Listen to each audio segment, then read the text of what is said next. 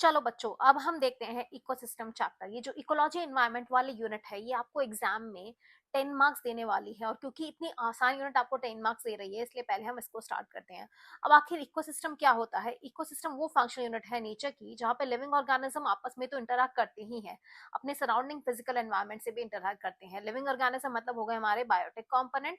Biotic component interact कर रहे हैं ए बायोटिक कॉम्पोनेंट के साथ में, उसी को हम कहते हैं इकोसिस्टम। अब हर चीज इकोसिस्टम है। एक स्मॉल पॉन्ड है, वहां पे living and non living things है जो इंटरैक्ट कर रही है, वो एक इकोसिस्टम है। बड़ा फॉरेस्ट भी एक इकोसिस्टम है, तो सी भी एक इकोसिस्टम है हमारे पास में। जो पूरा हमारा बायोस्फीयर है, उसको हम एक ग्लोबल इकोसिस्टम कहते हैं, जो छोटे छोटे लोकल इकोसिस्टम से मिलके बना हुआ होता है। अब इकोसिस्टम को हम दो बेसिक कैटेगरीज में डिवाइड करते हैं। एक होता है टेरेस्ट्रियल लैंड वाला इकोसिस्टम, जिसमें आते हैं आपके जंगल, ग्रासलैंड्स आ गए, डेजर्ट्स आ गए। एक्वेटिक पानी वाले, जिसमें आपके ponds, lakes, wetlands, rivers, estuaries, ये सारे आ जाएंगे। मैनमेड इकोसिस्टम होते हैं जो इंसान ने बनाए हैं, जो कि आपकी क्रॉप फील्ड्स आ जाएंगी, आपके खेत वगैरह आ गए, आपके घर में जो एक्वेरियम होता है वो हमारे पास में आ जाएगा। अब इस इकोसिस्टम का स्ट्रक्चर एंड फंक्शन अगर हम देखते हैं, तो मैंने ऑलरेडी बताया कि बायोटिक कंपोनेंट होते हैं, एबायोटिक कंपोनेंट होते हैं, जो आपस में इंटरैक्ट करते हैं। अब आप किसी भी इकोसिस्टम का स्पीशीज कॉम्पोजिशन किस बेसिस पे बता सकते हो? अगर आप आइडेंटिफाई करो कैसे प्लांट्स एंड एनिमल्स वहां पे प्रेजेंट है, उनका कितना नंबर वहां पे है, इस बेसिस पे हम बता सकते हैं कि स्पीशीज कॉम्पोजिशन क्या होती है। अब हमारे पास में एक टर्म आती है स्ट्रैटिफिकेशन। स्ट्रैटिफिकेशन मतलब होता है वर्टिकल अरेंजमेंट स्पीशीज का, जो अलग अलग लेवल ऑक्यूपाई करती है। जैसे कि बॉटम में हमारे पास में हर्ब्स एंड ग्रासेस होती है, बीच में आपके पास में श्रब्स आते हैं, एंड टॉप स्ट्रैटा आपका ऑक्यूपाई करता है ट्री।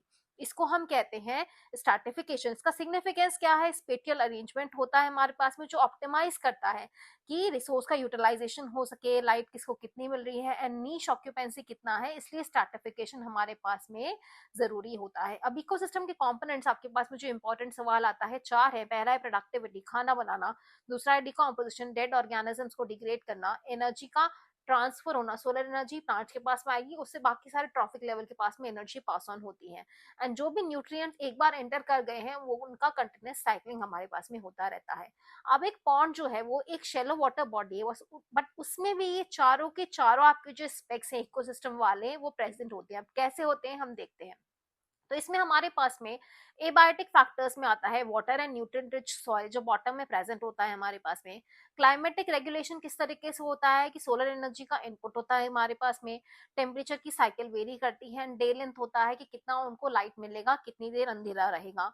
इसके अंदर dissolve inorganic and organic substances present होते हैं पॉन्ड के अंदर भी। पॉन्ड के अंदर में अगर हम बायोटिक कंपोनेंट्स की बात करते हैं, तो हमारे पास में प्रोड्यूसर होते हैं, ऑटोट्रॉफ्स होते हैं जो खुद खाना बनाते हैं, जिसके अंदर हमारे पास में क्या आ जाएंगे, आपके पास में फाइटोप्लैंक्टन्स आ जाएंगे, एल्गी आएंगी, फ्लोटिंग सबमर्ज्ड प्लांट आएंगे, वेलिस्नेरिया, हाइड्रिला, जोस्टेरा वगैरह जो हमने देखे थे। ये क्या करेंगे? ये सोलर एनर्जी को कन्वर्ट कर देंगे केमिकल एनर्जी के अंदर में। कंज्यूमर्स की बात करें तो कंज्यूमर्स में हमारे पास में क्या क्या आ जाएंगे? जूप्लैंक्टन आ जाएंगे, फ्री स्विमिंग फिशेज आ जाएंगी, बॉटम ड्वेलिंग फॉर्म जो है वो सारी आ जाएंगी। डिकम्पोजर्स में देखते हैं, तो डिकम्पोजर्स में आपके पास में क्या आएंगे बच्चों? फंगस, बैक्टीरिया, फ्लैजिलेट्स, ये सब कुछ आ जाएंगे। बेंथोस भी हमारे पास में प्रेजेंट होते हैं, जो पॉन्ड के बॉटम के अंदर में आपके पास में होते हैं। अब आप इधर देखते हो तो पॉन्ड के अंदर में आपके पास में क्या क्या फीचर होता है, ये सब कुछ यहाँ पे आपके इस पैराग्राफ की फॉर्म में लिखा है, जो मैंने यहाँ पे पॉइंट्स की फॉर्म में बता दिया है। सबसे पहला होता है सिंथेसिस, जहाँ पे ऑटोट्रॉफ्स क्या करते हैं? सोलर एनर्जी को काम में लेके ऑर्गेनिक मैटर को बनाते हैं। देन हम उन ऑर्गेनिक मैटर को हीटरोट्रॉफ्स खाते हैं हमारे पास में। देन जब उनकी डेथ हो जाती है, तो हमारे पास में जो डिकम्पोजर्स प्रेजेंट होते हैं पानी के अंदर में, वो इनको डेड ऑर्गेनिक मैटर को ब्रेक डाउन करते हैं एंड वापस न्यूट्रिएंट्स को रिलीज करते हैं, जो प्लांट हमारे ऑटोट्रॉफ वापस क्या करते हैं? एब्जॉर्ब करते हैं। तो न्यूट्रिएंट का क्लोज लूप है, वापस न्यूट्रिएंट रीजनरेट हो जाते हैं। अगर एनर्जी की हम बात करें, तो एनर्जी का यूनि डायरेक्शनल मूवमेंट होता है हायर ट्रॉफिक लेवल की तरफ, एंड हीट का लॉस होता है हर ट्रॉफिक लेवल के ऊपर में। ठीक है। अब नेक्स्ट हमारे पास में जो फीचर है, सबसे पहला फीचर आता है आपके पास में प्रोडक्टिविटी। तो सोलर एनर्जी का कांस्टेंट इनपुट होता है, किसी भी इकोसिस्टम के लिए जरूरी होता है ये। प्राइमरी प्रोडक्शन को हम कहते हैं कि कितना अमाउंट में हमारे पास में बायोमास बन रहा है, जो ऑर्गेनिक मैटर बन रहा है पर यूनिट एरिया के अंदर में। तो जितना बायोमास या ऑर्गेनिक मैटर बनता है पर यूनिट एरिया, इसको हम कहते हैं हमारा प्रोडक्शन। अब जब इसको रेट ऑफ प्रोडक्शन आप कह दोगे, rate of production of biomass या ऑर्गेनिक मैटर, तो उसको हम कह देते हैं प्रोडक्टिविटी। तो प्राइमरी प्रोडक्शन की अगर यूनिट देखते हैं, तो वो क्या है अपने पास में? वेट ग्राम पर मीटर स्क्वायर हमारे पास में आती है, या एनर्जी की टर्म्स में हम देखते हैं तो किलो कैलोरी पर मीटर स्क्वायर हमारे पास में आती है। अब जब आप प्रोडक्टिविटी की बात करोगे तो प्रोडक्टिविटी की यूनिट क्या आ जाएगी, यही ग्राम पर मीटर स्क्वायर को आप टाइम से डिवाइड कर दोगे, पर ईयर आ गया हमारे पास में, और यही किलो कैलोरी पर मीटर स्क्वायर को आप ईयर से डिवाइड कर दोगे। तो आपको याद होनी चाहिए इसके अंदर में, अगर वेट की टर्म्स में आपसे यूनिट पूछता है तो आपको बनाना है ग्राम पर मीटर स्क्वायर, अगर एनर्जी की टर्म्स में यूनिट पूछता है तो आपकी किलो कैलोरी पर मीटर स्क्वायर होगी। प्रोडक्शन की यूनिट ये होगी, बट प्रोडक्टिविटी क्या होगी, किलो कैलोरी पर मीटर स्क्वायर पर ईयर हमारे पास में हो जाएगी। अभी जो प्रोडक्टिविटी थी इसको हमने दो में डिवाइड करा, एक है जीपीपी हमारे पास में, एक है एनपीपी, जिसपे आपके सवाल भी आया हुआ है। अब सनलाइट प्लांट्स एब्जॉर्ब करते हैं, इस सनलाइट को वो कन्वर्ट करते हैं जीपीपी के अंदर, ग्रॉस प्राइमरी प्रोडक्टिविटी के अंदर, जो वो बायोमास बनाते हैं। इसमें से कुछ रेस्पिरेशन के अंदर में लॉस होता है, तो जब इस रेस्पिरेटरी लॉस को हम माइनस कर देते हैं जीपीपी में से, तो आपके पास में जो बचता है वो एनपीपी होता है, जिनको हर्बीवोर्स खाते हैं। ठीक है, तो एनपीपी एक्चुअल स्टोर्ड बायोमास हो गया जो कंज्यूमर्स के लिए अवेलेबल हमारे पास में होता है, और ये फॉर्मूला आपका इंपॉर्टेंट होता है। अब यहाँ पे आपका कंज्यूमर आ गया है, हर्बीवोर हो गया है। ठीक है, अब ये प्लांट को खाता है, दैट मीन्स एनपीपी को कंज्यूम करता है, एनपीपी को कंज्यूम करके ये अपना नया ऑर्गेनिक मैटर बना देता है। तो ये जो नया ऑर्गेनिक मैटर बनाता है इसको हम क्या कहते हैं, इसको हम कहते हैं सेकेंडरी प्रोडक्टिविटी। तो सेकेंडरी प्रोडक्टिविटी क्या हो गया, rate of formation of new organic matter bye consumers और हीटरोट्रॉफ्स। ठीक है, डिकम्पोजर्स भी हीटरोट्रॉफ होते हैं, एंड वो भी सेकेंडरी प्रोडक्टिविटी के अंदर में कंट्रीब्यूट करते हैं। तो ये चीज जो मैंने इस फ्लो चार्ट की फॉर्म में बताई है, ये ही सब चीज आपके पास में इधर लिखी हुई है हमारे पास में। अब इसमें से सवाल क्या है हमारे पास में, व्हाट इज प्राइमरी प्रोडक्टिविटी, तो आप बता दोगे रेट ऑफ बायोमास या ऑर्गेनिक मैटर प्रोडक्शन जो होता है, that is your productivity. Why does it very in different type of ecosystem, अलग अलग टाइप के इकोसिस्टम के अंदर में आपकी प्रोडक्टिविटी वेरी क्यों करती है। तो अलग अलग टाइप के इकोसिस्टम में ऑब्वियसली हमारी जो प्रोडक्टिविटी है वो वेरी करेगी, किस पे क्यों डिपेंड करती है, देखो ये डिपेंड करती है एनवायरमेंटल फैक्टर्स के ऊपर में, न्यूट्रिएंट की अवेलेबिलिटी के ऊपर डिपेंड करती है, एंड फोटोसिंथेटिक कैपेसिटी जो होती है प्लांट्स की उस पर डिपेंड करती है। ये ही सवाल आपका इसी लाइन पे से आया है, therefore productivity varies in different type of ecosystem. तो इसका आंसर क्या आ जाएगा आपके पास में, ये वाला लाइंस आएगी आपको यहाँ से लेके यहाँ तक के जो 3 पॉइंट्स है आपके पास में आ जाएंगे। ठीक है, ये आपका सवाल था सीबीएसई 2014 के अंदर। मैंने 2014 वाला क्यों निकाला है, क्योंकि देखो सेम क्वेश्चन जीपीपी एनपीपी के डिफरेंस वाला आपके पास यहाँ पे आ गया है। आपसे क्या पूछा है इधर, आपको एक तो इकोसिस्टम दिए हैं, डिस्कस करा है कि इनमें से किसमें प्राइमरी प्रोडक्टिविटी ज्यादा होगी। एक यंग फॉरेस्ट है हमारे पास में, एक नेचुरल ओल्ड फॉरेस्ट है हमारे पास में, एंड एक शैलो पोल्यूटेड लेक है हमारे पास में। इनमें से किसके अंदर हमारे पास में जो प्राइमरी प्रोडक्टिविटी होगी वो ज्यादा होगी। और आपके पास में ऑप्शन में दिया एनपीपी एंड जीपीपी में आप डिफरेंशिएट कर दो। एनपीपी एंड जीपीपी में तो आप डिफरेंशिएट कर सकते हो, किस तरीके से करोगे कि एनपीपी क्या होता है हमारे पास में एक्चुअल बायोमास जो अवेलेबल हो कंज्यूमर्स के लिए, जीपीपी जो टोटल बायोमास फोटोसिंथेसिस के टाइम पे बना है, that will be your GPP. अब आपके पास में ये वाला सवाल आया हमारे पास में कि यंग फॉरेस्ट में होगा, नेचुरल ओल्ड फॉरेस्ट में होगा, या शैलो पोल्यूटेड लेक के अंदर में होगा। तो ये हम देखते हैं सवाल के अंदर में। अगर हम देखते हैं तो हमें 3 फैक्टर लेने हैं, एक एनवायरमेंटल फैक्टर, दूसरा न्यूट्रिएंट की अवेलेबिलिटी, तीसरी फोटोसिंथेटिक कैपेसिटी ऑफ प्लांट। तो अगर हम यंग फॉरेस्ट की बात करते हैं, क्योंकि वो रैपिडली ग्रो कर रहा होता है तो उसकी फोटोसिंथेटिक कैपेसिटी बहुत हाई होती है। नेचुरल ओल्ड फॉरेस्ट की अगर हम बात करते हैं तो कार्बन रिजर्वायर उनके अंदर ज्यादा होता है, बट उनकी जो एनपीपी होती है वो कंपैरेटिवली कम होती है, मॉडरेट होती है। एंड शैलो पोल्यूटेड लेक में तो क्योंकि हमारे पास में न्यूट्रिएंट की अवेलेबिलिटी, ऑक्सीजन की अवेलेबिलिटी कम होगी तो उनकी और भी कम होती है।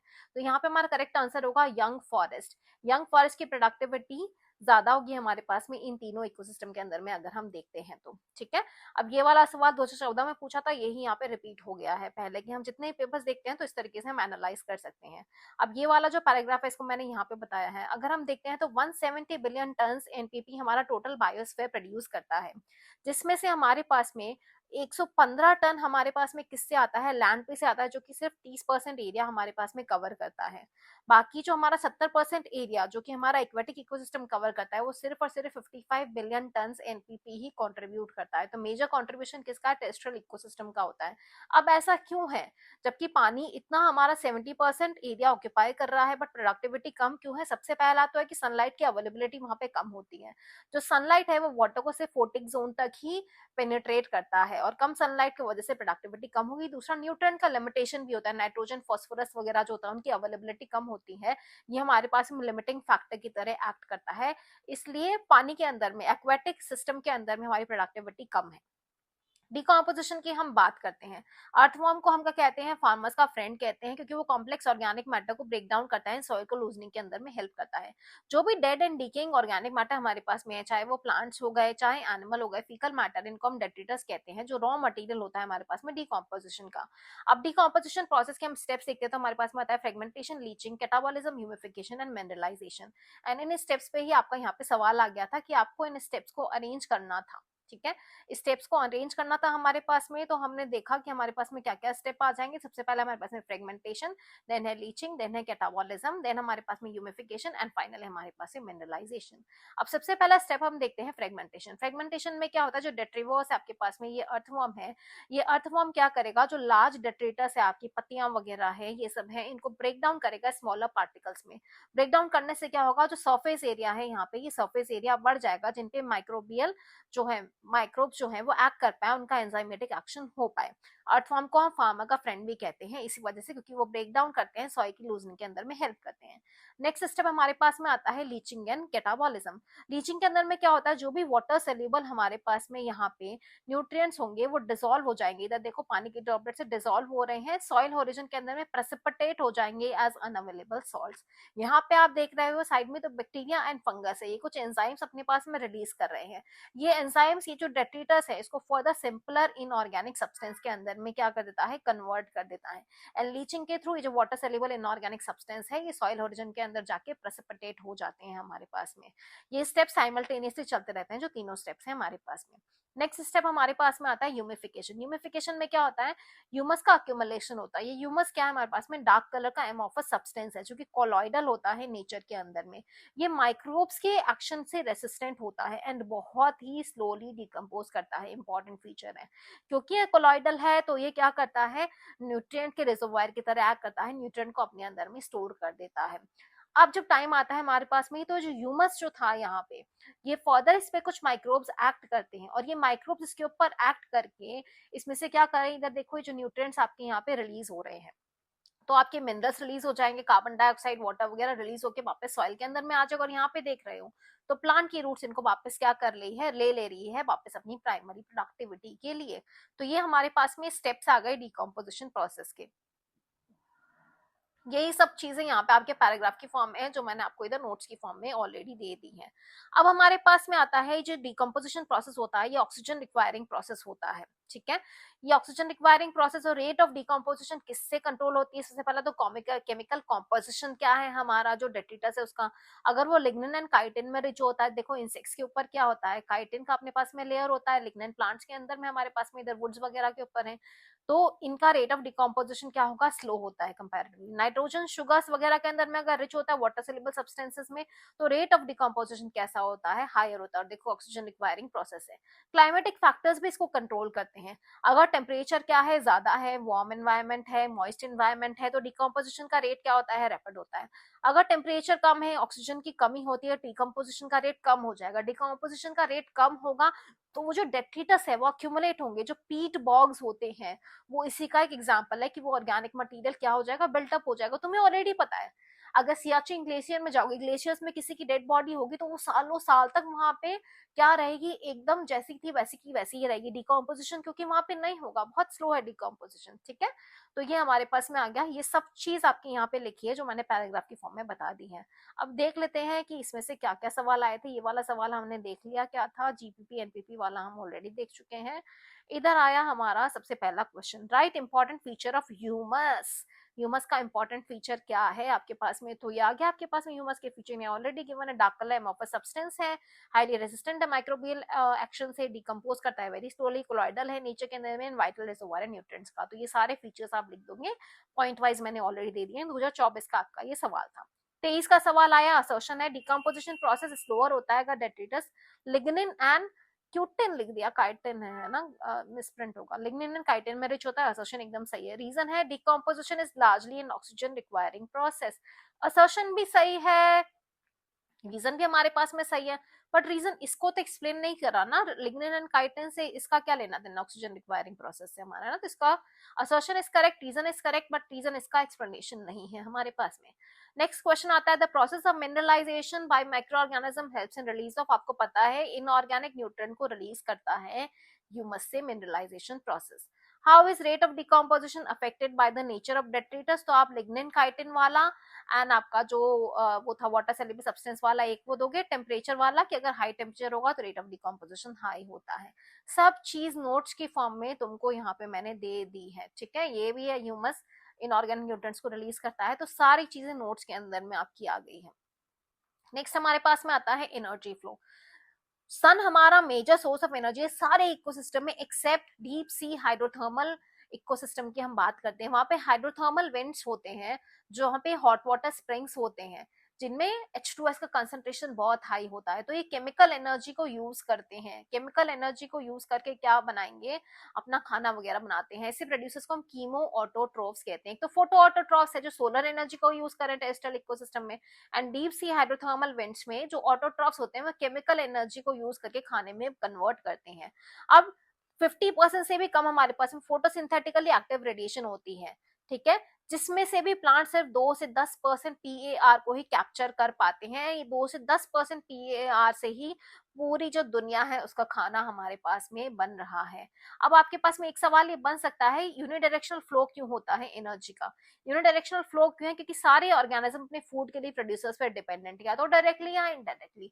इवन अगर आप नॉनवेज भी खाते हो, है ना, तो भी वो किसको खा रहे हैं, हर्बीवोर्स तो प्लांट को खा रहे हैं, तो आप डायरेक्टली या इनडायरेक्टली प्लांट्स पे ही डिपेंडेंट हो। इसलिए यूनिडायरेक्शनल फ्लो होता है एनर्जी का, सन से प्रोड्यूसर्स के पास में, प्रोड्यूसर्स से कंज्यूमर के पास में। ये हमारा सवाल आ गया। Second law of thermodynamics ecosystem भी फॉलो करता है। सेकेंड लॉ ऑफ थर्मोडायनेमिक्स के अकॉर्डिंग इकोसिस्टम को एक कांस्टेंट सप्लाई चाहिए एनर्जी का to synthesise the molecule they require, ठीक है, to counteract the universal tendency. Universal tendency क्या है अपने पास में, डिसऑर्डरनेस यूनिवर्सल टेंडेंसी, एंट्रोपी होता है हमारे पास में, है ना। तो उस डिसऑर्डरनेस को काउंटरएक्ट करने के लिए एनर्जी का एक कंटिन्यूस सप्लाई हमारे इकोसिस्टम को चाहिए होता है। अगर हम बात करते तो हमारे पास में दो टाइप की इकोसिस्टम है। टेरेस्ट्रियल इकोसिस्टम होता है हमारे पास में, एक्वेटिक इकोसिस्टम होता है। टेरेस्ट्रियल इकोसिस्टम में हर्बेशियस एंड वुडी प्लांट्स आते हैं। एक्वेटिक में आपके पास में फाइटोप्लैंक्टन, एंगे, एक्वेटिक प्लांट्स, ये सारे के सारे हमारे पास में आ जाएंगे, ठीक है। अब हमारे पास में क्या होता है, नेचर में वैसे सिंपली सिर्फ फूड चेन एग्जिस्ट नहीं करते हैं, फूड वेब्स होते हैं, है ना। एक ऑर्गेनिज्म सिर्फ एक पे डिपेंडेंट नहीं होता, मल्टीपल सोर्सेस पे वो क्या कर सकता है, एज अ फूड सोर्स काम में ले सकता है। कोई भी एनर्जी ट्रैप नहीं होती किसी ऑर्गेनिज्म के अंदर में, वो एक लेवल से दूसरे लेवल में पास होती है। एंड किसी ऑर्गेनिज्म की अगर डेथ भी हो जाए तो वो डेट्रिटस फूड चेन की शुरुआत हमारे पास में होती है।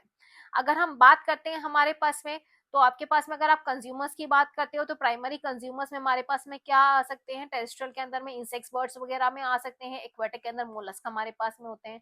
सेकेंडरी कंज्यूमर्स की हम बात करते हैं तो फ्रॉग हो गया, फॉक्स हो गया। टर्शरी के अंदर में लायन आ गया, मैन आ गया, इस तरीके से हमारे पास में आ सकती है, ठीक है। अब आप देखते हो हमारे पास में यहाँ पे ये क्या है, आपके पास में ग्रेजिंग फूड चेन है। ग्रेजिंग फूड चेन में हम देखते हैं तो ग्रास है, ग्रास को कौन खा रहा है, गोट खा रही है, गोट को इंसान खा रहा है हमारे पास में। तो ग्रास क्या हो गई, प्रोड्यूसर हो गई। हार्बीवोर को हम कहते हैं प्राइमरी कंज्यूमर, एंड हार्बीवोर को आगे कंज्यूम करने वालों को हम कहते हैं सेकेंडरी कंज्यूमर्स। तो हमारे पास जो ग्रेजिंग फूड चेन है वो लिविंग बींग से स्टार्ट होती है, प्लांट से स्टार्ट होती है हमारे पास में। ये एक्वेटिक इकोसिस्टम के अंदर मेजर फ्लो ऑफ एनर्जी होता है, मेजर कंड्यूट ऑफ एनर्जी होता है एक्वेटिक इकोसिस्टम के अंदर में हमारे पास में।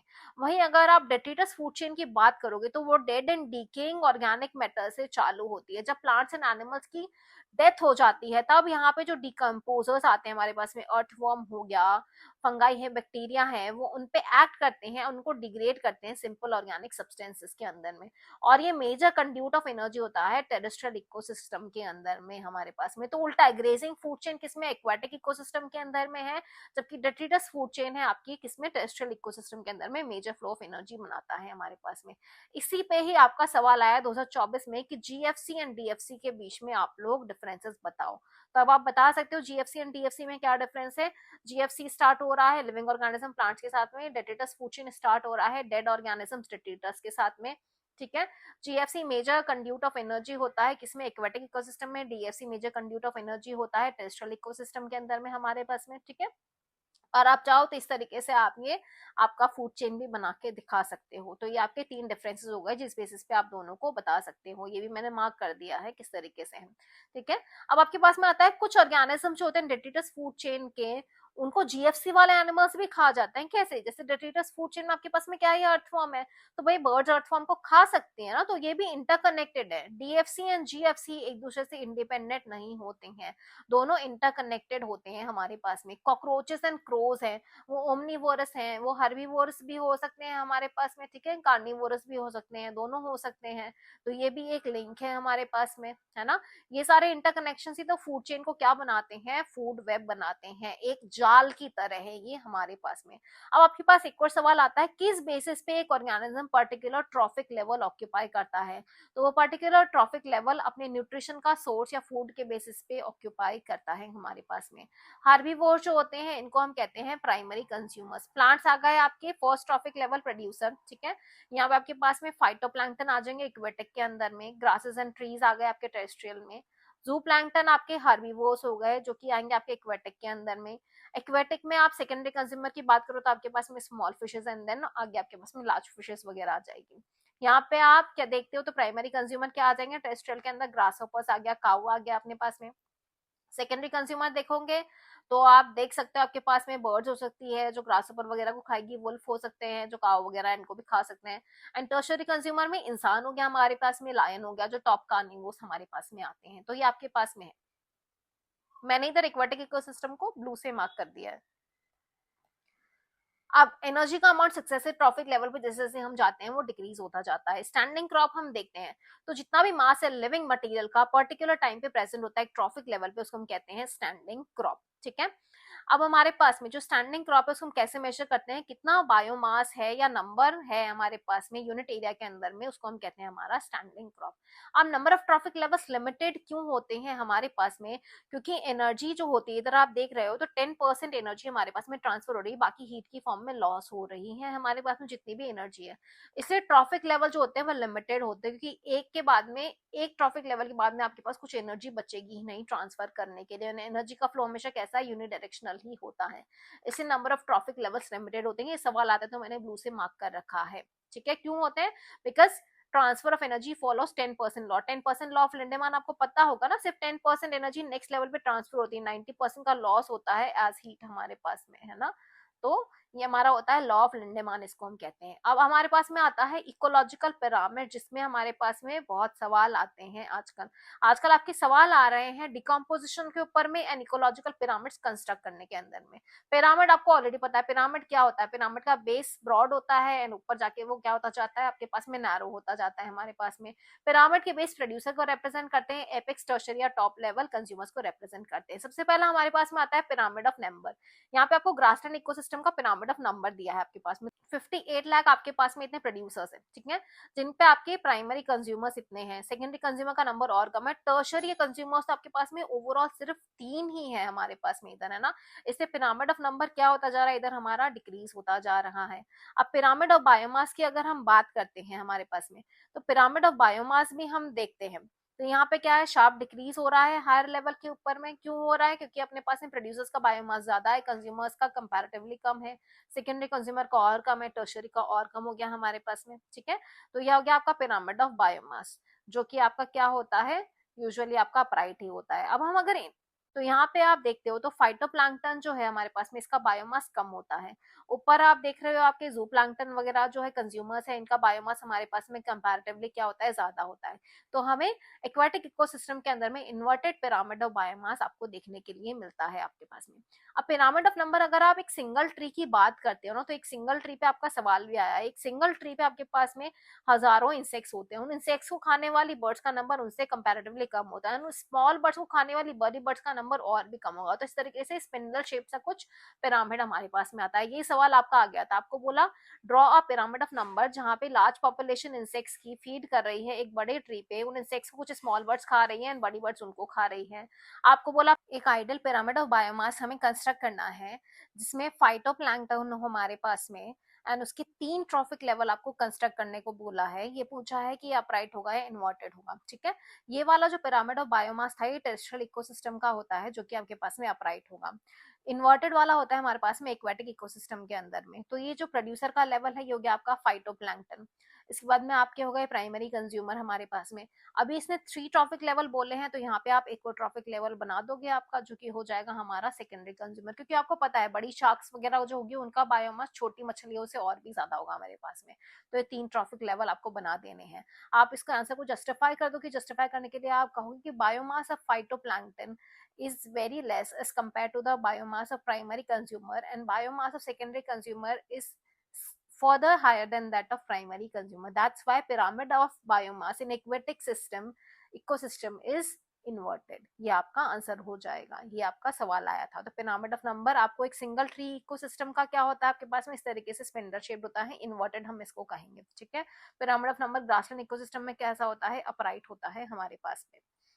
और हमारे पास में क्या सवाल थे आपके पास में, एक और देख लेते हैं। लास्ट पिरामिड ऑफ एनर्जी जो हमेशा अपराइट होता है आपका, जो प्रोड्यूसर लेवल है वहां से आपकी नेक्स्ट लेवल पे सिर्फ 10% एनर्जी ही हमारी ट्रांसफर होती है। तो अगर यहाँ पे 10,000 है तो नेक्स्ट लेवल पे 1000 जाएगी, उसके नेक्स्ट लेवल पे आपके पास में 100 जूल जाएगा, उसके बाद में आपके पास में 10 जूल ट्रांसफर होगा। तो आपके पास में सिर्फ 10% एनर्जी ही नेक्स्ट लेवल के ऊपर में ट्रांसफर होती है। पिरामिड ऑफ एनर्जी हमेशा क्या होता है, अपराइट होता है। ट्रॉफिक लेवल जो होते हैं फंक्शनल लेवल को रिप्रेजेंट करते हैं, किसी स्पीशीज को रिप्रेजेंट नहीं करते हैं। हर स्पीशीज का एक से ज्यादा लेवल इकोसिस्टम में हमारे पास में हो सकता है। जैसे कि एक बर्ड है, अगर वो सीड्स फ्रूट्स खा रही है तो कंज्यूमर प्राइमरी कंज्यूमर के लेवल पे आ जाएगी, अगर इंसेक्ट्स को खा रही है तो सेकेंडरी कंज्यूमर के लेवल पे हमारे पास में आ जाती है। ये सब कुछ चीज मैं ऑलरेडी बता चुकी हूँ। पिरामिड ऑफ एनर्जी हमेशा अपराइट क्यों होगा, because it follows 10% law of Lindeman, where energy flows from particular trophic level to the next trophic level, and only 10% of energy is transferred from producer level to the next level, and 90% of energy is lost as heat at each step। Her step पे 90% energy आपकी क्या हो जा रही है, loss हो जा रही है in the form of heat. अब इसमें सवाल क्या क्या है आपसे पूछा है, correctly depict and describe ecological pyramid of biomass in C. C के अंदर आपको बोला है बनाना है 40 आपको फाइटोप्लैंक्टन बोले हैं, ये 40 फाइटोप्लैंक्टन बना दिए, उन पे 90 जू प्लैंक्टन फीड कर रहे हैं आपके पास में। देन 120 आपके पास में स्मॉल फिशेस जो हैं वो उनके ऊपर में फीड कर रही हैं, ठीक है। अब आपको बोला है कि इस बेसिस पे आपको इकोलॉजिकल पिरामिड ऑफ बायोमास बनाना है। तो आपको ऑलरेडी पता है पिरामिड ऑफ बायोमास सी में कैसा होता है, हमारे पास में इन्वर्टेड होता है। तो 40 फाइटोप्लैंक्टन का जो बायोमास था उनके ऊपर में आपके पास में 90 जू प्लैंक्टन और स्मॉल होते हैं स्मॉल फिशेस आएगी, बड़े फिशेस होती है तो यहाँ पे आप और बना देते हैं, ठीक है। इस तरीके से पिरामिड ऑफ बायोमास बनाना है। ये आपका पिरामिड ऑफ बायोमास दे दिया।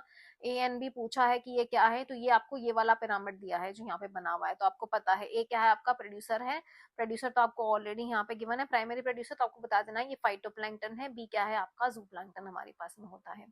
इस साल के आपका जो सीबीएसई ने सैंपल पेपर इशू करा है उसमें आपके ये दो डायग्राम दिए हैं, आपको बोला है दोनों इकोलॉजिकल पिरामिड को आप कंपेयर करो। तो पहला क्या है आपका पिरामिड ऑफ, ये क्या अपने पास में वेट गिवन है, तो पहला आपका पिरामिड ऑफ बायोमास है किसमें, टेरेस्ट्रियल इकोसिस्टम में, ये पिरामिड ऑफ बायोमास है एक्वाटिक इकोसिस्टम में।